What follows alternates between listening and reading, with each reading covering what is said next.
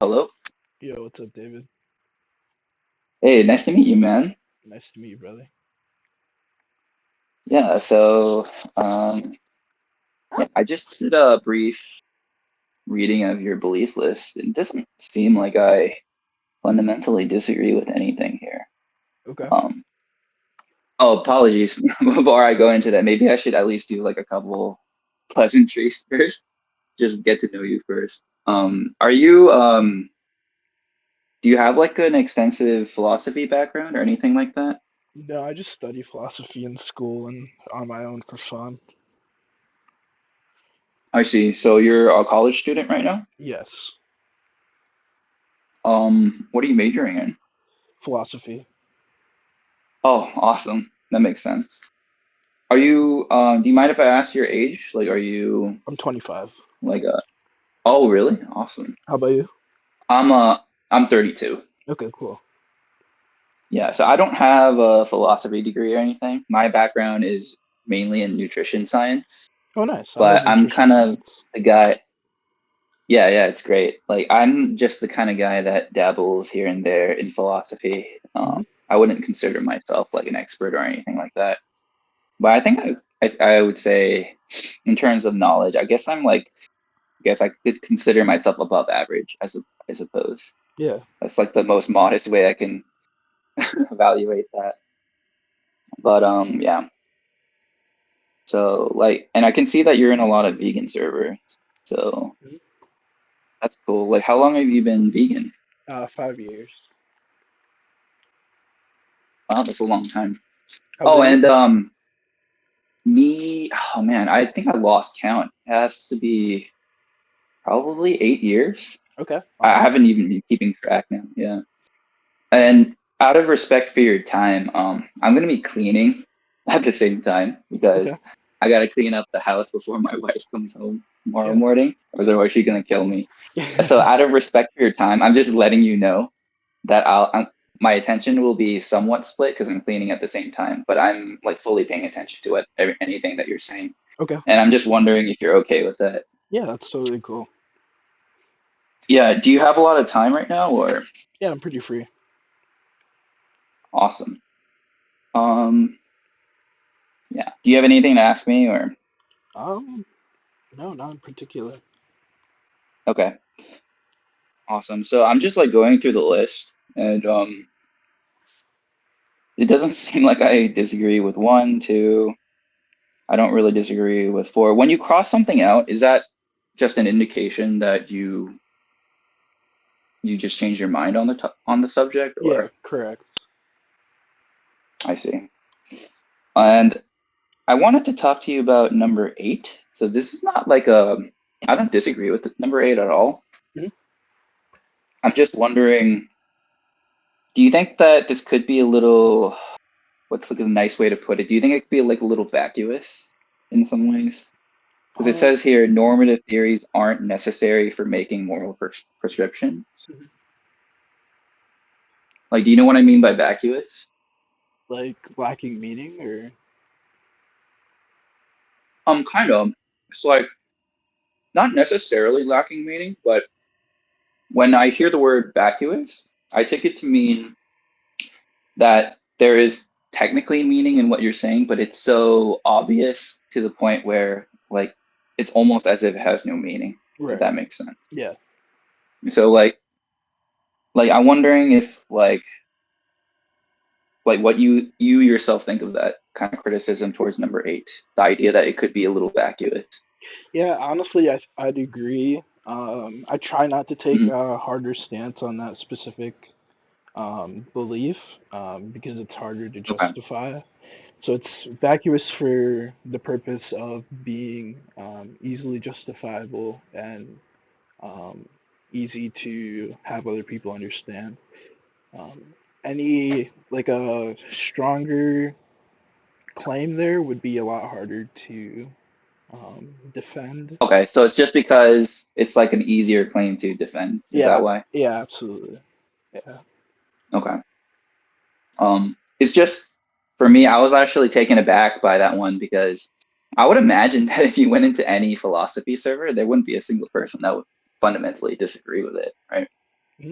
Um, but maybe we can just like kind of go into depth about like what your overall view is on that. So my take is that yeah, I agree that like normative theories aren't necessary for making moral prescriptions, but I just take the view that I just prefer to have some type of robust normative theory that proxies my values, Hmm. just because I fear that there's a risk that the way I evaluate ethics may turn arbitrary or unnecessarily so.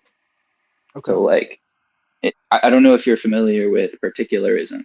Yeah, Um, are you familiar with that? I am. Yeah, so like that's one of the things I don't like about particularism. It's just that it seems to me, if I'm understanding it correctly, that's pretty much what every human is already doing, even before they're exposed to like the whole philosophy netherworld. Hmm. And it's just like it seems, at least intuitively, that um, I might be more prone to like arbitrary moral reasoning if I don't try to describe my values with like a robust normative theory. Does that make sense? Yeah, that does. Personally, I have a hard time like accepting that certain moral theories are arbitrary, or that like Mhm. if it is the case that they are, that matters in the validity of the theory. Okay, so let me try to see if I understand this. So you're are you saying are you agnostic about it or are you just unconvinced that Unconvinced. Yeah, theories can be you're just unconvinced. yeah. Okay. Hmm. Well, okay, let me are you familiar with Munchausen's trilemma? Have you Mm, learned about that yet? I don't think so. Hmm. So let me try to see if I can remember off the top of my head. It's basically a trilemma because it's basically saying that a lot of our moral propositions can be reduced into three problems, or there are three problems that will arise with any type of moral proposition. Mhm. So if I can just recall at the top of my head, one is infinite regress. So, for example, um, if I were to ask you, oh, why is it wrong to harm animals, right? And you give me a reason. Yeah. In theory, I can just keep asking you for a reason for the reason that you gave me infinitely, right? Mhm. So if you say, well, because they suffer, then I'll be like, well, why should we care about suffering? And then you will say, oh, well, we should care about suffering because of X. And then I can just ask you infinitely. And then you get what I'm saying? That's what Yeah. infinite regress Mhm. would be. And then another problem would be circular reasoning. So there will come some point where if you think that we can't infinite regress, then you'll still run into the problem of circularity, where eventually, if I just keep asking you for an argument for a proposition, you'll just get to this point where it's not really reducible. And if you have a certain value, you'll just simply end up saying that, well, I have this value because I have this value. You'll just Right. end up begging the question. Mhm. And then the third problem, I think it's about axioms, right? So eventually, like you'll just get to a point where you just have to bootstrap from an axiom where you don't have a justification for why you believe in something, but you just believe in it because it's just like some irreducible value. Okay. Yeah. I think that's all three. Yeah, did you follow that or does it Yeah. make any No, sense that all or do makes you have any sense. questions? Yeah, so that is why I would think that pretty much anything would be arbitrary because at the end of the day, that's kind of what it reduces into if you go deep enough into the person's like value judgments. Yeah, that makes sense. And that's what I mean. Like, I don't know how much like the Hmm. arbitrarity of a certain belief matters. Like, I don't think it discounts the belief in general. So you're just okay, that makes sense. So you're just saying that just because something is arbitrary doesn't mean that the belief is like invalid or something, right? Yeah, yeah. Oh yeah, then I agree with that. Yeah. I think for me, it's not solely for something to be arbitrary that I think it's problematic. Because it's like what I said when I described Munchausen's trilemma. That's just what it's going to boil down to at the end of the day. If you just keep delving like for far enough, right? Mhm. I think the issue just arises when you don't even try to reduce the value. So, for example, like if I were to say, if I was like a racist, right, and I said, well, white people deserve rights, but black people don't. Mhm. And then somebody asked me, well, why not? Like, what's the difference? And I said, oh, well, because, a black person is a black person and a white person is a white person. Yeah. Clearly, like that kind of arbitrarity is not very satisfying, right? That's not like Yeah. we would never look at that and be like, oh yeah, yeah, that's okay. So when I say that being arbitrary is a problem, I think it's a problem when you don't bother trying to reduce your values. But once you get to that like bottom tier irreducible value, that's where I don't really see an issue. Yeah, I think we're on the same page there. Awesome. Great. Okay. Um,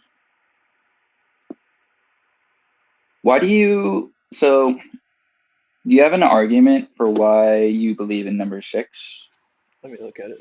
I don't want to get to number five yet because I think that's like a whole, that's gonna be a really long conversation. But Um, I will get to number six first, yeah, if you number don't. 6.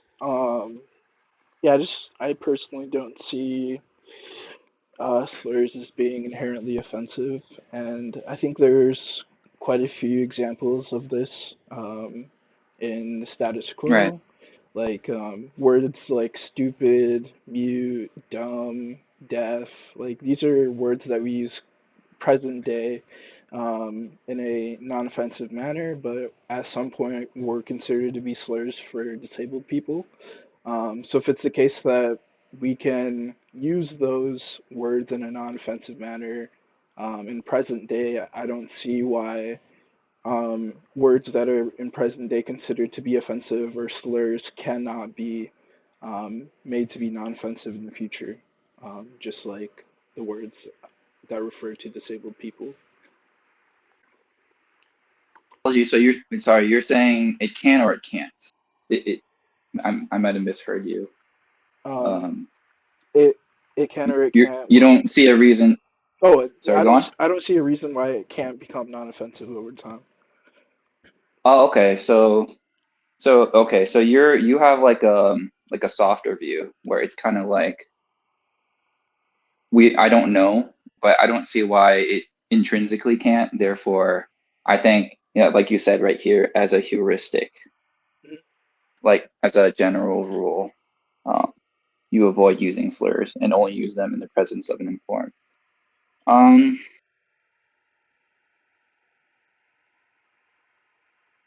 I don't think I disagree with that. So you don't use any slurs? Like you don't even say autist or retard or anything like that? No, I do use slurs. Okay. So is it just, do you have like some kind of rule there of, or how do you determine what slurs you use and which ones you don't? What's Uh, the heuristic?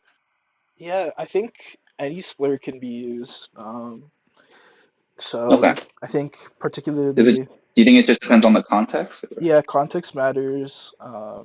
I think there's just like we have some responsibility to like be considerate of others, Mhm. and the kind of setting that we're in. But like if I'm talking to my friends and I know like certain slurs don't offend them, like I do use like the N slur, the F slur, the R slur.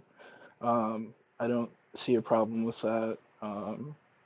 I think So outside of these like personal relationships though, I think you have to be really responsible and when in with who you choose to use them. hmm, I see. So if you were in the presence of a friend, or if you were in the presence of a stranger and they just didn't personally like it when people used a specific slur, would you just respect that wish, right? Yeah, exactly. But outside of that context, you don't really have like a huge issue with using certain ones, as Yep, long as it's presumably not used in a bigoted way. exactly. Yep. That makes sense. And I think we agree there then. Um, let me see. I don't know if I have a view on number seven though. It's better to adopt children instead of having biological children. Like my intuition is just telling me that, well, there are a lot of children out there that could use a family. Yeah. So if you're someone that has like the means to do so, it seems like that would be like the rational choice over creating a new. That's just where my intuitions are going. Um, do you think that it would be unethical? Like if a person wanted to have their own kid and they chose to do that instead of adopting a kid? I'm agnostic on that. I lean toward it not being unethical. Um, Okay. I I would just say like there's a spectrum of choice when it comes to having children, where Okay. um, like adopting Mhm. children would be on one side of the spectrum, having biological children would be in the middle of the spectrum, and not having children at all would be on the far left side of the spectrum. Um, so, yeah, I don't necessarily see it as a problem, but I'm sure there are arguments that could be made um, to suggest that it is Yeah. unethical. Right. Yeah, I guess I also feel that way. Like it seems like a gray thing where, at least on the surface, it kind of seems like this virtue kind of thing, where I don't think people have an obligation to do it, but yeah, I mean, if you could, I think it would be a great thing. It, yeah, I probably don't think that it's unethical, probably, if somebody didn't want to adopt a child for whatever reason. Yeah, Um, I'm kind of there right now. yeah. Um, do you have a robust normative theory, or are you kind of still like thinking through what your norms are? I don't have a robust normative theory. Do you have any like qualms about it? Like, would you mind? Do you mind like not like if there was a normative theory out there that seems to describe what your values are, you wouldn't like mind adopting it, right? Yeah, I wouldn't know. Have you have you gone through like the normative theories yet in I, depth or I have, yeah. yeah. Do you have you heard of threshold deontology? Yes, I have. Is there any problem you have with threshold deontology? Is there Um, something about it that yeah. no, I don't have a problem with it. I just, oh, one second, I'm getting a call. Yeah. Okay. I'm good now. I don't have a problem with it. I'm just truly unconvinced that we even need a normative, uh, like we even need to hold to a normative theory. I think we can Mhm. have ethical beliefs without adhering to norms. Um, so it's not the case that I have an issue with like threshold deontology, utilitarianism, virtue ethics, Mhm. what have you. It's just I personally don't think we even need to adopt any of these um, to have a sound moral system. Mhm. I see. Um, I don't have a huge problem if somebody doesn't have one. It's just my fear is like what I said before, where it seems like you're kind of playing tennis without the net, where it seems like any kind of way of your evaluating right and wrong, it just seems like it's going to be arbitrary if there's no like robust normative theory to like describe your values. I would take it Mhm. like it for example, like I understand you saying you don't really need one, but I'm just kind of thinking like if we if we understood like the whole contents of your mind and we knew everything about your values, right? In theory, it seems like there would just inevitably be a normative theory that would describe everything, you know? Um, So when I think about it, I don't even think of it as like a need. I just think of it as something this would describe you if such a thing right. existed. Yeah, I Um, guess. like the popular normative theories aren't ones that would describe my like mind state. Hmm. So I guess it's not like I wouldn't disagree with that either. I'm like I Yeah, like for example, if let's just say I threw a normative theory at you, and then no matter what angle you tackled the theory, it seems to describe everything about your value. Then yeah you would kind of start leaning towards, oh, maybe this is it, right? yeah exactly yeah. Yeah, so that's why like I'm kind of asking about threshold deontology. When I discovered threshold deontology, when I looked at it from many angles, it seems to describe my values like pretty decently. Mhm.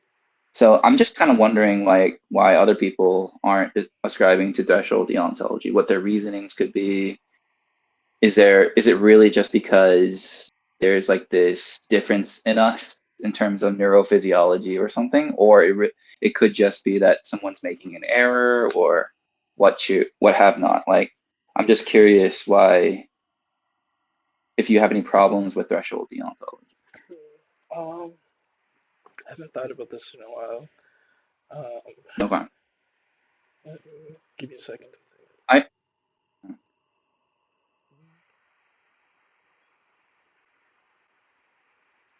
Yeah, I guess like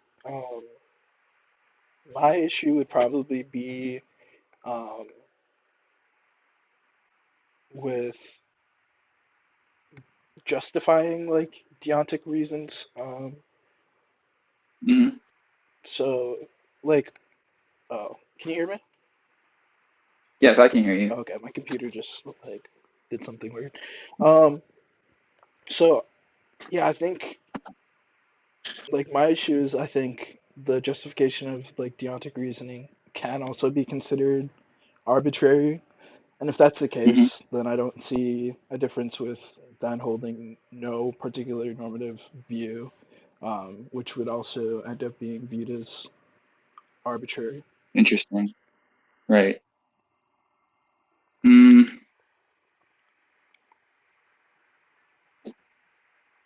hmm. Guess I would have to like think about that. Um,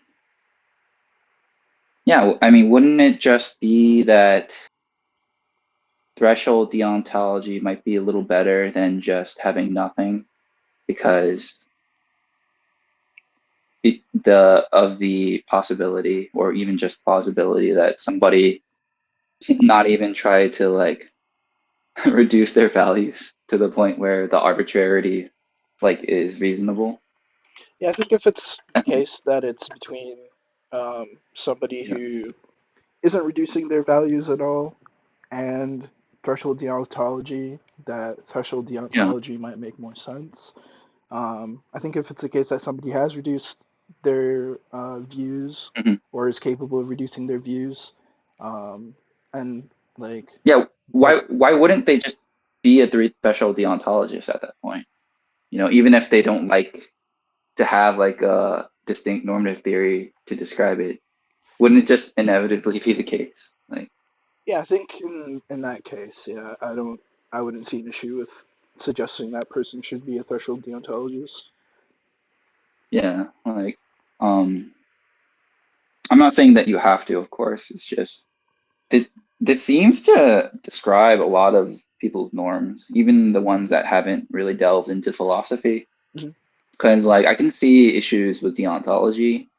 I can see issues with utilitarianism or virtue ethics. I don't think any single individual normative theory, or at least the popular ones, proxies people's values very accurately. But it looks like threshold deontology does a pretty good job from what I notice. Mhm.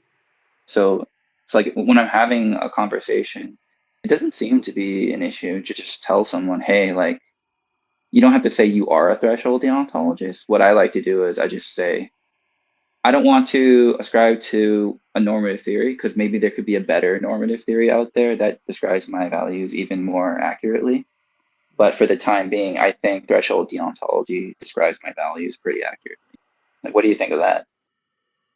Yeah, I don't see a problem with that. Yeah. You don't personally find it appealing to do so? Just say, hey, look, I think threshold deontology sounds pretty accurate. I've held to it before. Yeah, I'm not very motivated to anymore. Um, Okay.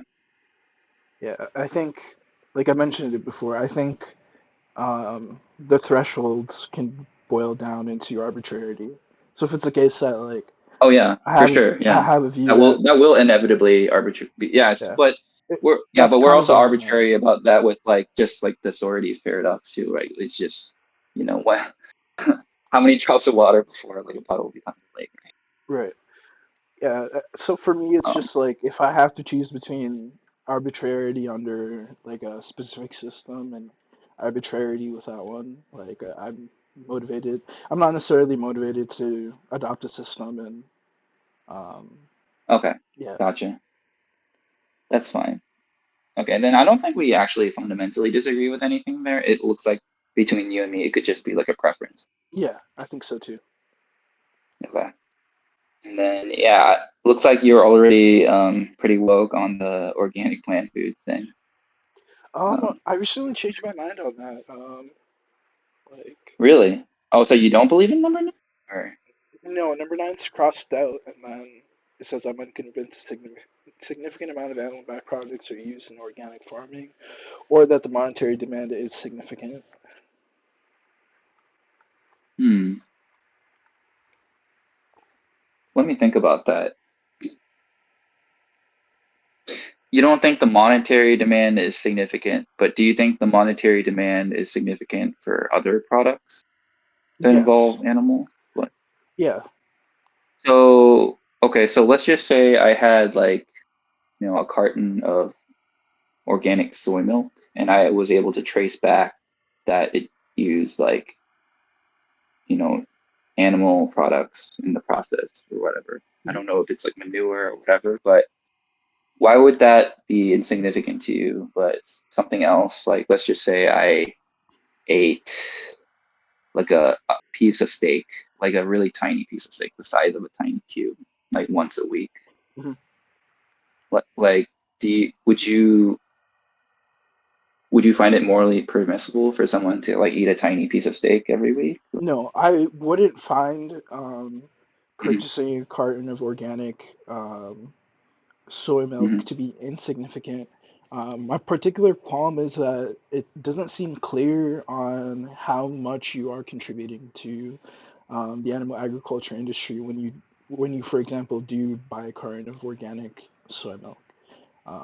If it could be made clear to me that there's um, like less mhm. than like a negligible percentage of contribution, then I would consider that to be that purchase to be impermissible. Okay. Well, what if I said like eating an animal product had like the same level of whatever harm is caused that you have a problem with to the degree that you would get from like a carton of organic soy milk or organic whatever other plant product. Let's just say that I don't, that's why, do you see what I'm saying? So even when I'm having this conversation with you, I'm always having to pause and think because you're not affirming any type of particular normative theory. I don't even know how to ask the question because it's like I don't know if you're considering the suffering, if you're considering like a deontic right. Like, do you see like the issue that we're running into, like Um, potentially? yeah, I mean, for me, um, like suffering rights violation, they're about the same to me. Um, Okay, well, yeah, so they're both something that you care about. yes, they are. But are you beginning to see like the potential utility of just, telling someone that, hey, at the very minimum, this normative theory seems to capture my values pretty well. Yeah, I think it helps in dialogue, It helps a and lot because yeah, now if I have like something to attach it to, and now I know what to ask yeah, absolutely. because I never even, yeah. But yeah, like yeah, so you say you cared about rights and suffering, so yeah, just assume that the rights and suffering, it was exactly the same for eating like a cubic piece of steak every week versus, consuming like a carton of organic soy milk. if that were the case, then would you have like an issue there or? Yeah, I'd find both to be unethical. Oh, okay. So for you, it's just the empirics, correct? Yeah, Like just the you're just empirics. unsure because of the supply chain is like so convoluted. Hmm. Okay, that makes sense. Do you at least agree that perhaps we aren't going to know with a high level of certainty in the marginal cases? But are you at least convinced that a good, I would say even majority of organic products are probably not vegan? Um, Because I agree with you that there are probably products out there that are organic that are just fine, ethically speaking. Like it could be like veganic organic, for example, yeah, or like you said earlier, it could just be that whatever rights violations or suffering that's happening, it's so minuscule. right. Like it's like the on the order of pennies that it's not really an ethical concern. I think those can all be true, but I do kind of think that probably a good bulk majority of organic foods are probably not vegan just because of the laws where I think I'm not too familiar, but I believe like the laws surrounding the USDA when we call something organic, they're not allowed to use like certain pesticides or fertilizers. Like they're forced to use like the animal product just because of how the laws work. Yeah, Like you would agree, would you at least agree most products probably aren't vegan that are organic? yeah.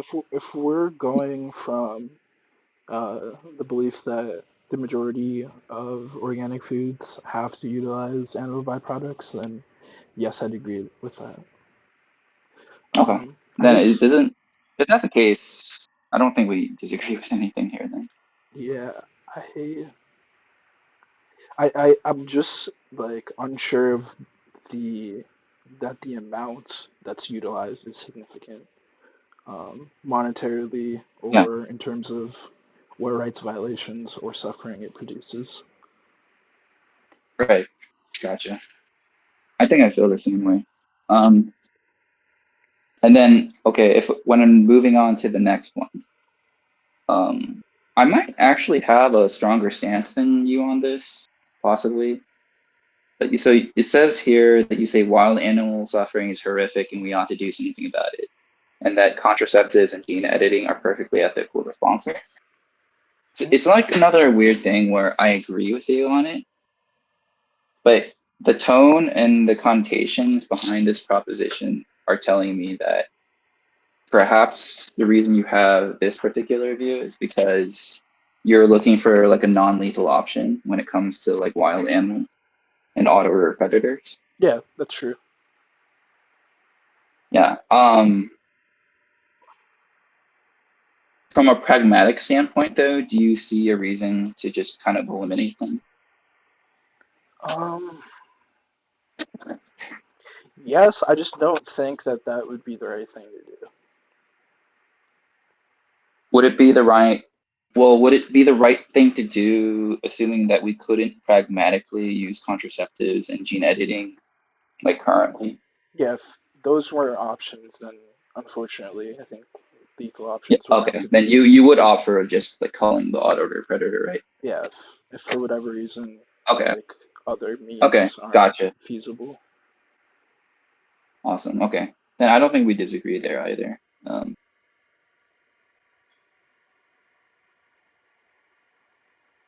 When you say abortion is permissible, but we should hold sentience of importance and consider the life of a potential child, are you just saying that uh, you wouldn't be okay with abortion after a certain trimester? Is that what you're trying to say? Um, no, I used to hold that view, Hmm. but um, I no longer do. I'm saying abortion is permissible, period. Um, Hmm. and then, like, obviously, sentience is important, and the life of a Hmm. potential child is important, but Hmm. perhaps not much so as the um, not so much as like the desire for the mother to abort the child.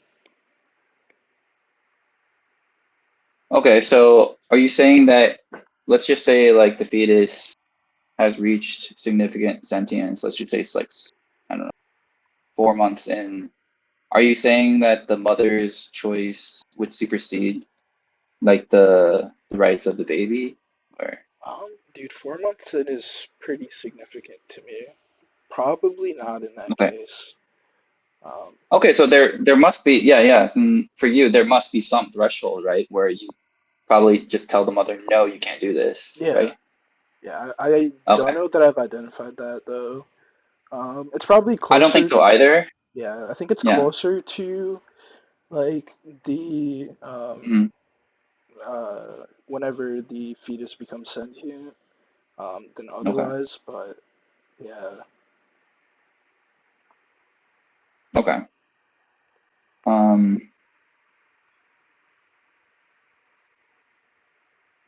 what do you mean by we should consider the life of a potential child?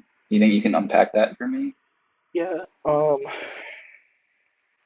Like I think past the point of sentience, Hmm. there there is like the child deserves some moral consideration.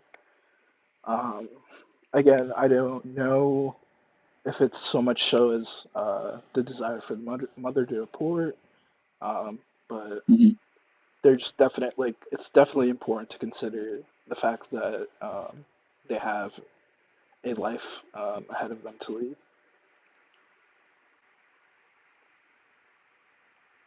Yeah, I don't know. I don't really have a strong view on that. Um, like I hear a lot of arguments, not in this context, but I have heard a lot of people say that we have to consider the potential life.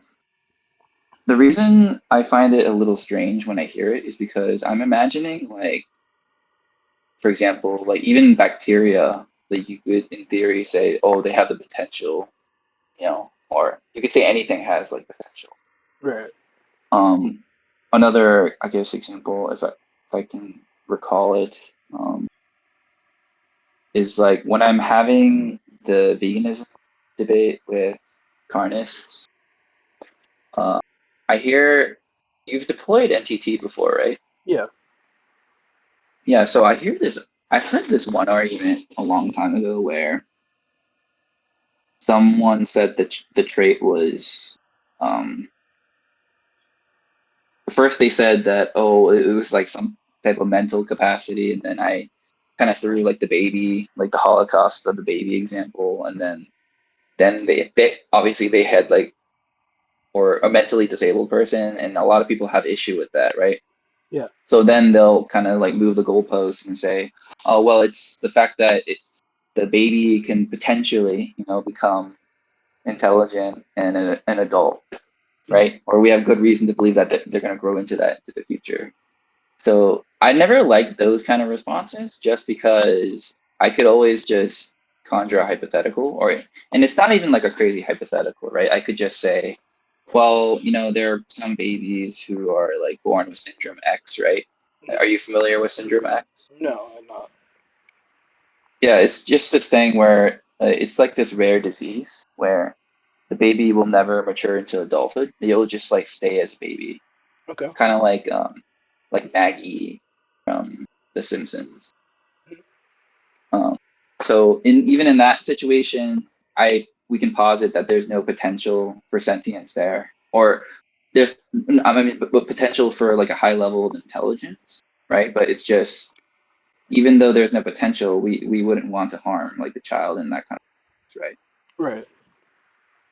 So I don't know. I just feel kind of weirded out when I just hear like the whole potential like argument. Yeah. Um. I don't even know if it's like a morally relevant thing, or if it is, like I don't know why. Yeah. I'd If have you to have think like a good about it. argument as to why I should care about that, I'm open to being convinced of it though. Um.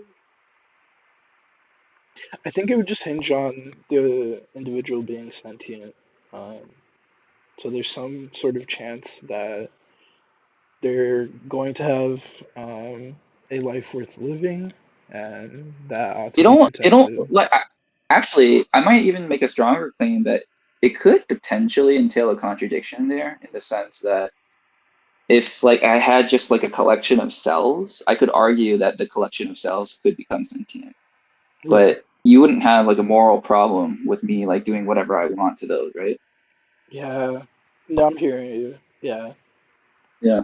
You Maybe. see what I mean? Yeah. Maybe potential isn't. Um, Yeah, I don't know. Yeah. Like I'm not saying that it's wrong. It's just it sounds a bit off for that reason. yeah. Yeah. I hear you. Yeah.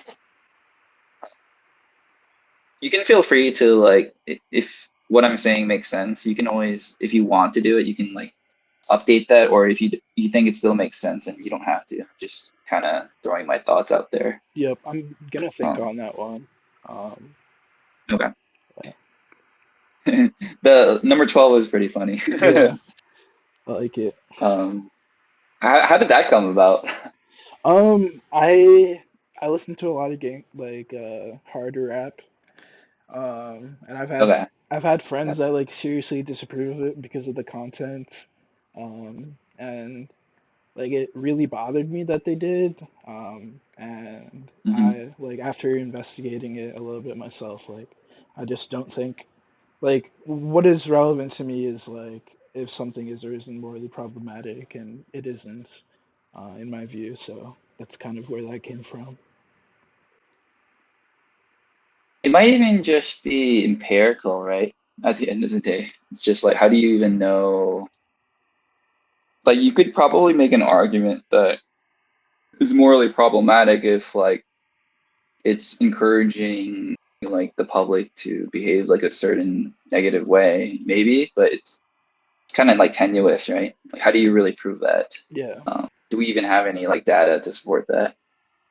So, Like my friend in I, particular, I, like it was coming from like like they're basically saying like it's like degenerate to listen to this sort of music, um, and right. that's why it's morally I get that. problematic. I get that a lot too. Yeah, I get that a lot too. Like some people will say the games I play are degenerate, or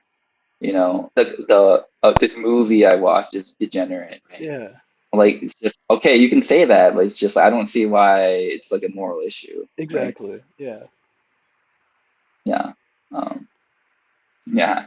I mean, personally, I think it's kind of silly, but yeah. Uh,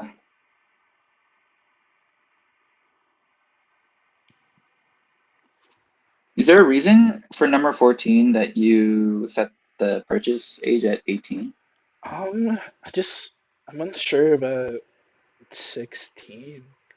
Um, I don't know. Maybe it's Okay. too young. I might set it higher personally. 21, Um, I would argue 25. 25. Um, yeah, my reasoning for that is just because of whatever evidence we have available to us. I don't have any links to research on me. I don't like have like an archive or anything, right? But to my knowledge, when it comes to responsibility or responsible gun ownership, that's going to have a lot to do with the development of the prefrontal cortex. So, Mhm. to my knowledge, that continues developing into like your mid 20s. So I that's probably why I would set it at 25, just because I know what 18-year-olds are like. Right. I don't know if you remember when you were 18. Yeah, I do. Yeah, I'm pretty sure like the decisions you make when you're 18 aren't really sound compared to when you make them when you're 25.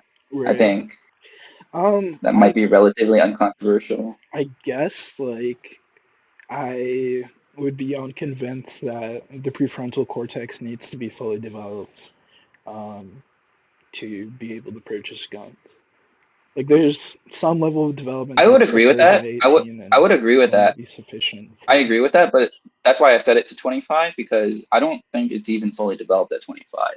Mm. It really is just dependent. I think there's some evidence that shows that it's still developing even into late 20s.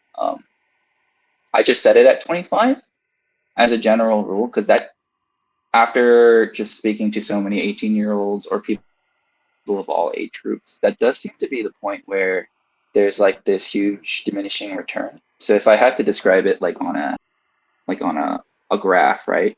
It's not like a linear relationship. It's like an exponential curve where uh, when you the maturity from going from 18 to like 21 is like the gap is huge, but then when you go from like 25 to like 29, it's not as big. Okay. There's like a point of diminishing return. So I just set it at 25 because that seems to be the age where if a person is making a decision, that decision is likely well informed and that there's some reasonable level of deliberation happening in that person's mind that's like sound. Right. Yeah. Um, I'm totally open to changing my mind on that one. Yeah. I don't know. Yeah, I don't have it on me, but maybe you don't have to, but if you ever interested, maybe like there could be some research that you can look up to Yeah. see what would be like reasonable there. Okay, let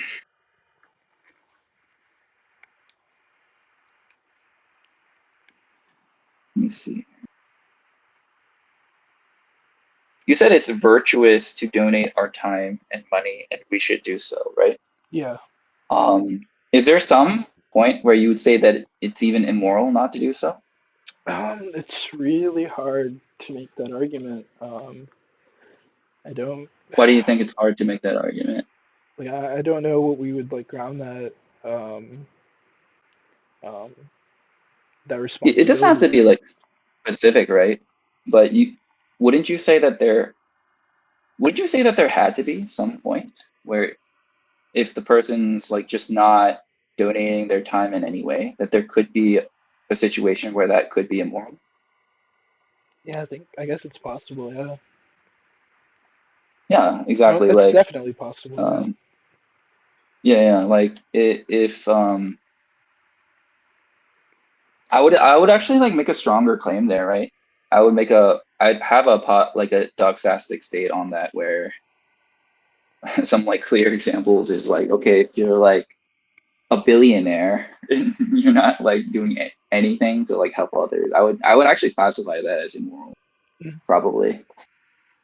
Another example is just the drowning child in the pond. Yeah, that's a popular one. Yeah. Um, For me, it's just gonna be like this complex ratio between whatever suffering or negative disutility that happens to you versus whatever positive utility that is to be gained from the action. That's probably how I would evaluate it Me too. personally. Yep. Yeah. Because presumably, I don't think it's reasonable to like expect someone to like live a life of slavery, right? Just Yeah. for like the sake of others. Hmm. Yeah. So perhaps we probably agree there normatively from the sound of it. Yeah. Yeah. And then yeah. I saw a friend of mine posted your belief chart, but for some reason I can't find this particular one anymore. Maybe you updated it. But do you remember one of your propositions where you said something about like women requ- us asking for the permission of the father before aborting the child? Like, do you still have a belief on that? No, that was never one of my beliefs. That was never on the list. I could have No. sworn I saw it. Something about the father requiring the father. Let me see if I can find it because that's actually how I ran into this server. A friend of mine linked your belief list on another Okay. server, and Mhm. I just kind of like went through it out of curiosity. Uh, just give me a moment.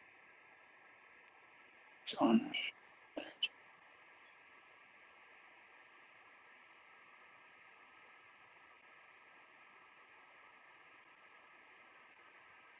Oh, okay. You didn't have it on the list, but a friend of mine just said that you believe women should have permission from the father. Is she like strawmanning you or? Yeah, she is. Okay. Well, okay. Gotcha. Okay. That's fine. Um, yeah, so we got through like pretty much the whole list. It looks like you and I don't really disagree on anything.